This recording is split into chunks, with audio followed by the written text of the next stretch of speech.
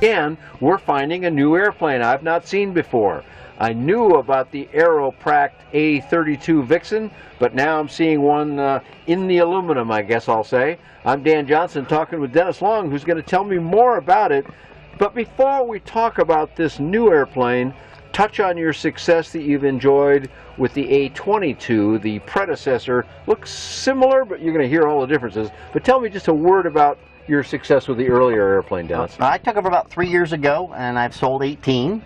And I've got, by Christmas, I'll be up to 4 more than that. 2 coming off the container next week, and 2 more probably just for Christmas. Very successful, just by getting people to fly the plane and realize that they're back in a big way. Now, one thing I got to say about that, and we won't keep talking about that when we want to get to this one, but I want to mention that people sometimes say, these LSA, these light sport aircraft, they're beautiful, they're just too expensive. Some of them reach $200,000, some even exceed that, and I get it. For a lot of people, that's just too much money. They might like it, but they can't afford it.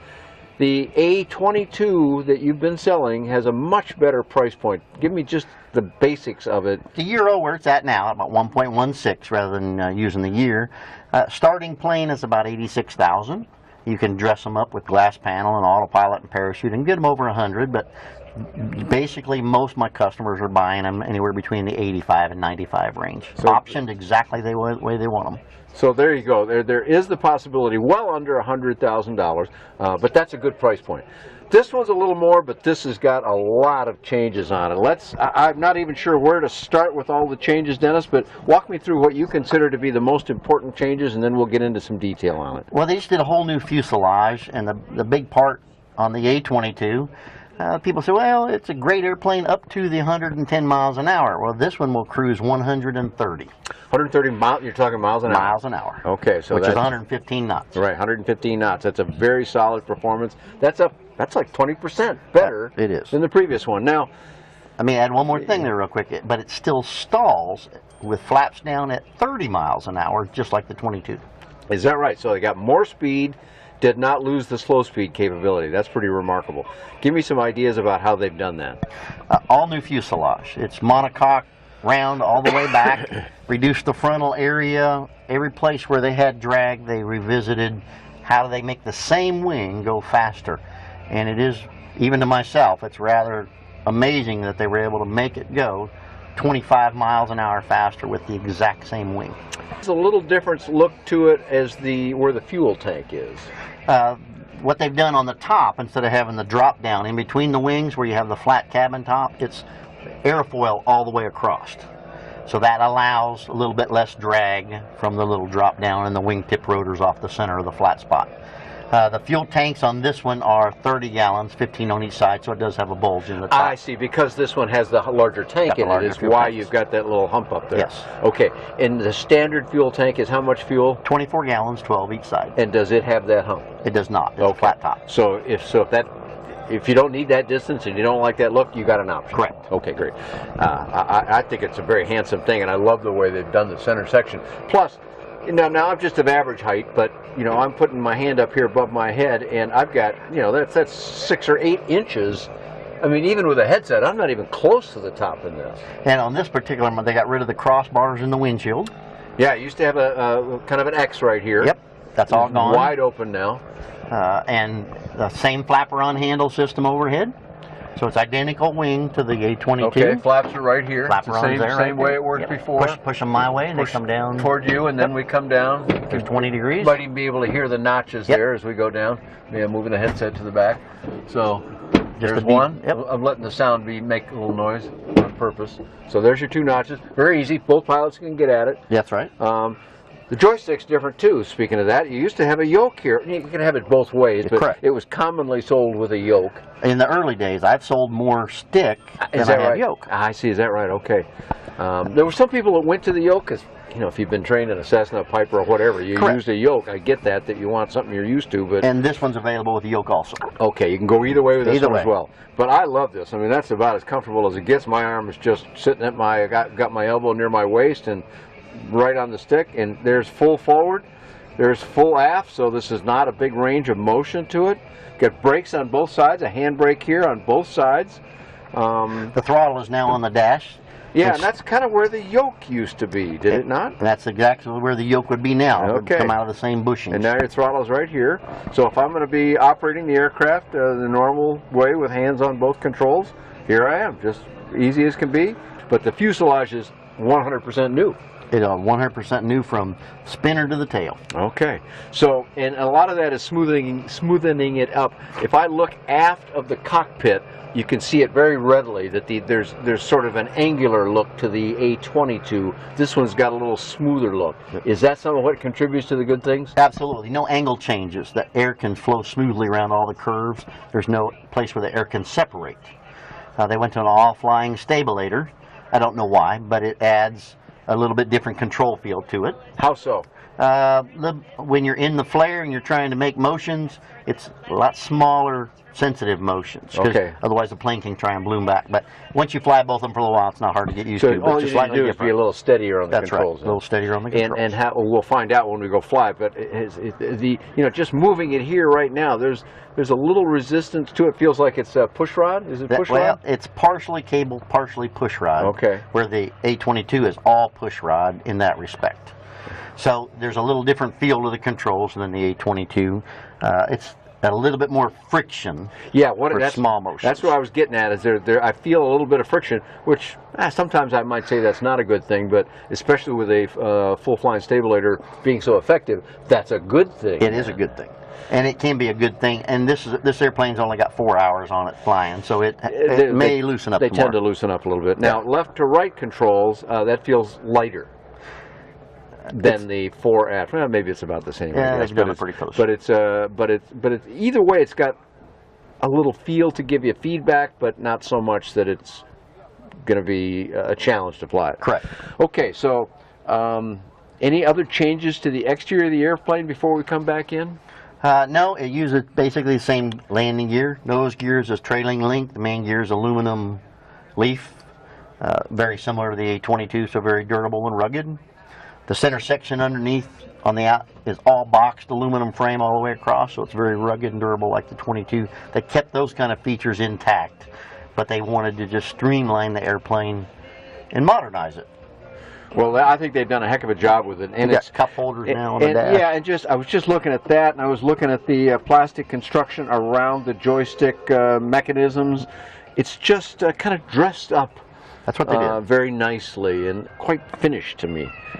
So it's a nice look to it. All right, let's. I'm going to lower the door here. You'll still be able to hear me fine, but I want to have you talk a little bit about cabin width, which changed a bit here now. Door's not quite closed because we got our microphone cords going out, so I won't latch it. But even the latching mechanisms are nicely done. That's a simple little thing, but they look nicely finished to me. So is there a difference in the cockpit width? It's slightly narrower at the shoulders. The A22, where I would have 4 inches to my, well, you can see you got plenty. Yeah, I got plenty there. If I go all the way to where I'm touching now, we're nearly a foot apart. Yeah. And you haven't gone to the outside, No. so it's quite a bit of room. As I said straight, we're still several inches apart. We're not touching. They kept the same spacing between the seat center line. They just some unnecessary, unusable space, except really broad shoulder. They took some of that out. Just to help keep the airflow tighter around the cockpit. Again, part of that overall smoothing effort. Correct. They did. A skinny airplane flies better than a fat one. I'm going to put the air conditioning back on here. Not that it's hot here today, but we want to have the air flowing through. A little bit larger panel for a little bit more instrumentation if they want to do that. It's a little wider than it used to be, as I It is a recall. little bit, but you still have the view down the front. Yep, I can see. The cutaway. I can't see the nose wheel, but I can see easily the runway right through this crack, and of course even with the door closed, I'll still have visibility out here in these big giant windows that it's got. So, and it works out really well for that. Cup holders on the side of the dash panel. Yep, right up here. I don't know if the camera can see that behind the pillar, but we still have the popular overhead storage pockets on both sides. Okay, right. Place to put your checklist, things like that. Correct. Seats are sliding now, adjustable from inside. Okay, and how does that work? There's a wire spring. You squeeze it down there together to pull the pins in, and then you slide. Pinching motion. Yep. They've inside the seats for getting into the luggage bin. Now there's no rods in the back here. It's all open. Oh yeah, right. So now, and the luggage bin is on the floor with a 66-pound capacity back Is that there. right? Wow, that's They've a lot. increased Okay. that. But they've opened it up The visibility is still good looking back out the corners. Yeah, it's beautiful. Excellent visibility. But they just made it easier to get things into the luggage area with the seats tilt forward. So, and the luggage area's got a little cover over it as well to keep stuff down in there. Of course, you need to secure anything that's heavy, but light stuff that just the cover would do the job. Correct. But the seats just flip forward now, so it's a real easy load then. Yes, very much. Beautiful, beautiful.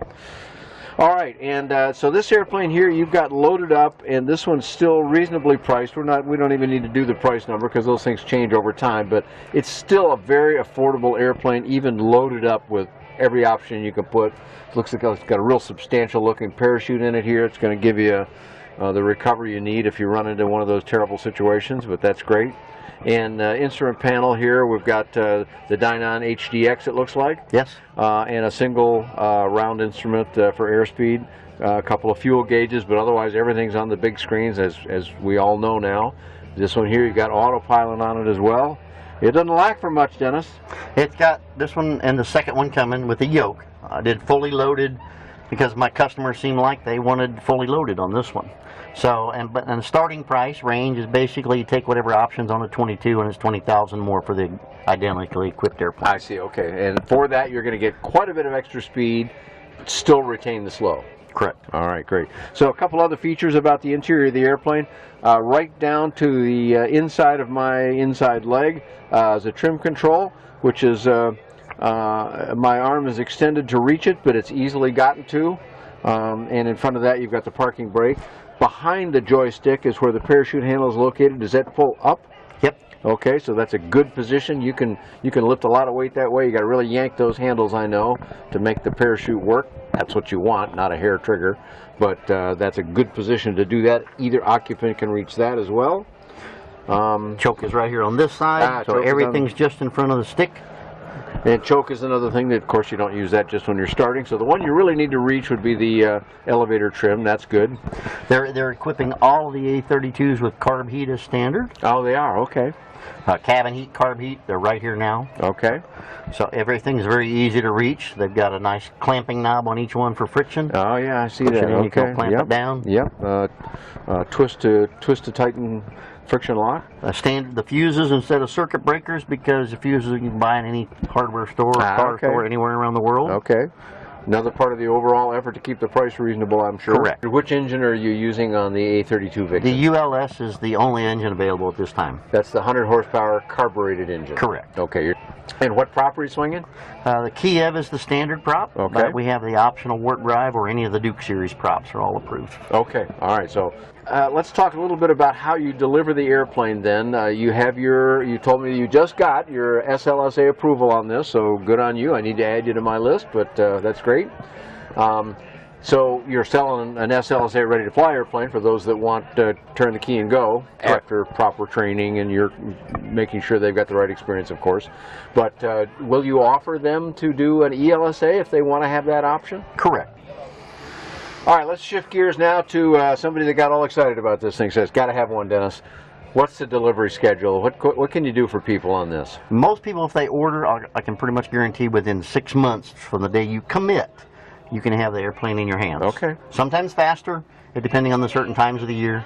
But right now, we have not exceeded 6 months on delivery of any airplane in the 3 years I've been selling. Okay, yeah, I was going to ask you, has that been your experience? But you just answered the question. It is. So Aeroprakt, which is a company in Kiev, Ukraine, and they, I've been to the factory there some years ago. Probably maybe looks quite different now, but quite a proper airplane factory. They clearly know how to build a nice airplane, and they have got the delivery down. How many airplanes are flying from the Aeroprakt company all around the world, Dennis? Approximately. Over 1,000. More than 1,000? Yes. All right, so they've done very well. So you're going to give us information now that for people that want to maybe make an order, but maybe have more questions, whatever it is they want to do, Dennis, tell me what the website is that we direct them to. It's www.aeropractusa.com. Very good, Dennis. Thanks for talking with us about it. I've got more information about Aeroprakt and lots of affordable aviation models. You can find all that on buydanjohnson.com. Thanks for joining Dennis Long and myself here at the Midwest LSA Expo.